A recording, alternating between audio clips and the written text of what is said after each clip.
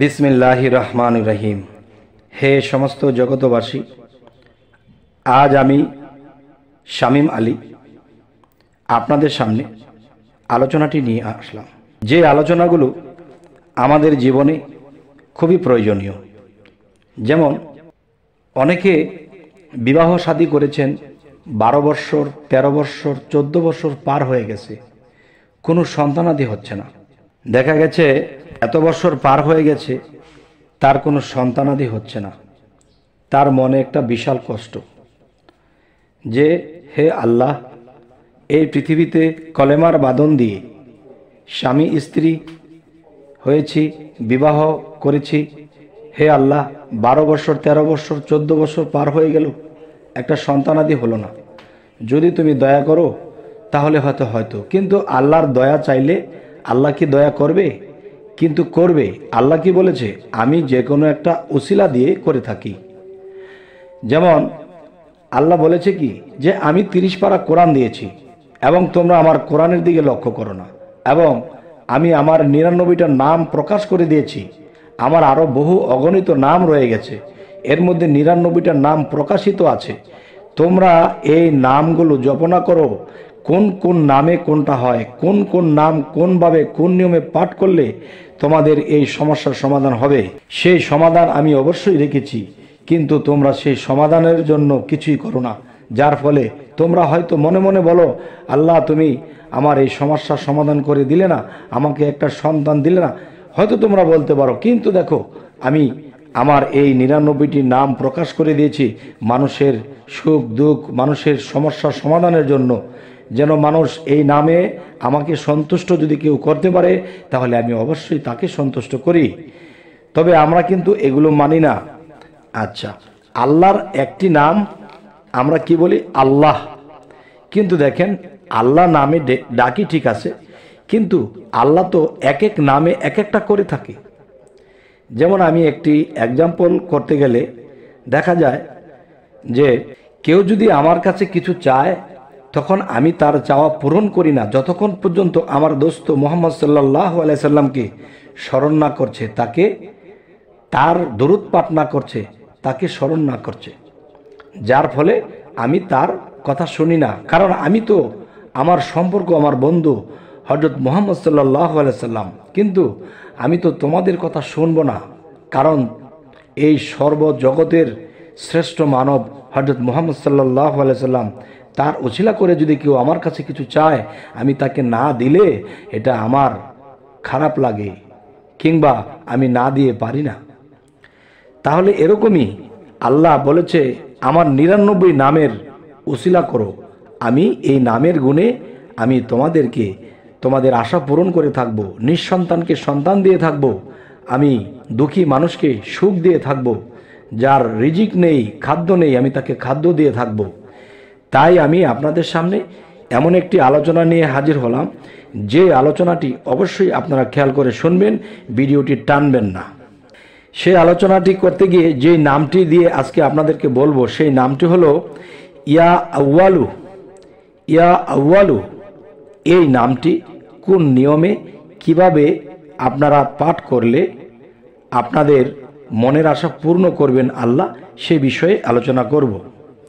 আচ্ছা, এর ফাঁকে আরেকটু কথা বলে নেই, যে দেখেন যে আল্লাহ রাসূল, আরেকটা হলো রাসূল আল্লাহ। তাহলে আমরা যদি নিচের থেকে উপরে উঠি, তাহলে উপরে কিন্তু লাভ দিয়ে ওঠা যাবে না, আমাদেরকে নিচ থেকে উপরে উঠতে হবে। যেমন মুহাম্মদ সাল্লাল্লাহু আলাইহি সাল্লাম যিনি রাসূল, আমরা তার নামে একটু দুরূদ পাঠ করব। যে দুরূদ পাঠ যখন করব আর মনে মনে ভাববো যে হে মুহাম্মদ সাল্লাল্লাহু আলাইহি সাল্লাম, আপনি এই পৃথিবীতে এসে কতই না কষ্ট করে গেছেন, আমাদের এই ইসলাম দিয়ে গেছেন, আমাদেরকে এই শান্তি দিয়ে গেছেন। তো যখন এ ধরনের কথা বলা হবে, মনে মনে ভাবা হবে, তখন চোখে দিয়ে পানি আসবে। তখন আল্লাহ কি বলে, যারা আমার দোস্তকে ভেবে চোখের পানি ফেলেছে, যারা আমার দোস্তকে নিয়ে ভেবেছে, হ্যাঁ, তখন আমি তাদের দোয়া কবুল মঞ্জুর করিয়া থাকি। আচ্ছা, তাহলে আমি তাদের দোয়া কবুল মঞ্জুর করিয়া থাকি কেন? যে আমার দোস্ত আমার প্রিয় ব্যক্তি, আমার দোস্ত, আমার এমনই এক ব্যক্তি যে সেই দোস্তকে আমি এত ভালোবাসি যে আমার দোস্তের নাম আমি নেই, আমার দোস্তের জন্য আমি নিজেও দরুদ পাঠ করি। সুবহানাল্লাহ। আচ্ছা, তাহলে হযরত মুহাম্মদ সাল্লাল্লাহু আলাইহি সাল্লামের দরুদ পাঠ করবেন। এরপরে কি করবেন যে ইয়া আউয়ালু এই নামটি দেখা যায় যে ব্যক্তির সন্তান হয় না বা অনেক দিন হয়ে গেল, বিবাহ শাদী হয়ে গেছে, 12, 13, 14 বছর পার হয়ে গেছে, তার কোনো সন্তানাদি হচ্ছে না, তখন সেই ব্যক্তিটি নবীর দুরূদের পরে কি করতে হবে? কম পক্ষে একাধারে 40 দিন পর্যন্ত, একাধারে 40 দিন পর্যন্ত প্রত্যহ 40 বার করে ইয়া আউয়ালু এই নামটি পড়িলে অবশ্যই আল্লাহ তাআলা তাহার মনের বাসনা পূর্ণ করবেন এবং একজন সুসন্তান দান করবেন। তবে আপনার যদি মেয়ের চাহিদা থাকে যে হ্যাঁ আল্লাহ যেন আমাকে একটা মেয়ে সন্তান দেয়, যদি মনের চাহিদা থাকে আল্লাহ যেন আমাকে একটা সুসন্তান দেয়, সেই সন্তানটি যেন ছেলে সন্তান হয়, তবে এরকম নির্ভয় এবং চোখের পানির সাথে, প্রেমের সাথে, ভক্তির সাথে যখন আল্লাহর এই নামের সাথে যখন বলা হবে, তখন কি হবে? আপনি যে প্রথম দুরূদ পাঠ করেছিলেন চোখের পানির সাথে, তখন সেই দুরূদ কিন্তু হযরত মুহাম্মদ সাল্লাল্লাহু আলাইহি সাল্লামের রওজা পাকে সেটা পৌঁছে যাবে। তখন সেখানে যখন নবীর দুরূদ পৌঁছে যাবে, আর যখন নাকি ইয়া আউয়ালু এই নামটি আপনি প্রত্যহ 40 বার করবেন, আর যদি আপনাদের মনে প্রেমে ভক্তি বেশি থাকে তাহলে আপনি 81 বার করতে পারেন। যদি আপনি 81 বার করলে, যদি মনে করেন আরো করলে ভালো হবে, তাহলে আপনি কমপক্ষে 160 বার থেকে 61 বার পর্যন্ত আপনি এই নামটি পাঠ করতে পারেন। এরপরে ইনশাল্লাহ 41 দিন করবেন। যদি মনে করেন যে এই নামটি পাঠ করতে করতে করতে করতে অভ্যস্ত হয়ে গেছি, পাঠ করলে ভালো লাগে, তাহলে আপনি কমপক্ষে 3 মাস করবেন।